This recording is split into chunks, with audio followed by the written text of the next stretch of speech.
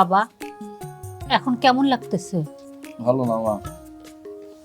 ওই কথাটা শোনার পর থেকে আমার মাথার ভিতরে লক্ষ লক্ষ ঝিঝি পোকা দৌড়াইতেছে।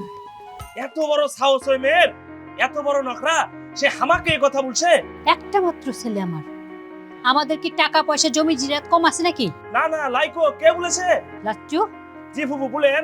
টাকা পয়সা যাই লাগে লাগুক, ছলে বলে কৌশলে ওই মেয়েকেই আমার সবুজের বউ করে আনা চাই, এটাই আমার এক কথা। আমার কি ভাগ্য তোমার মতন এরকম একটা মিষ্টি বউ, যার নামও মিষ্টি, তার আমি বিয়ে করে ফেলেছি। আর সত্যি বলতে এটা আমার দুর্ভাগ্য যে আমার বিয়েটা তোমার সাথে হয়েছে।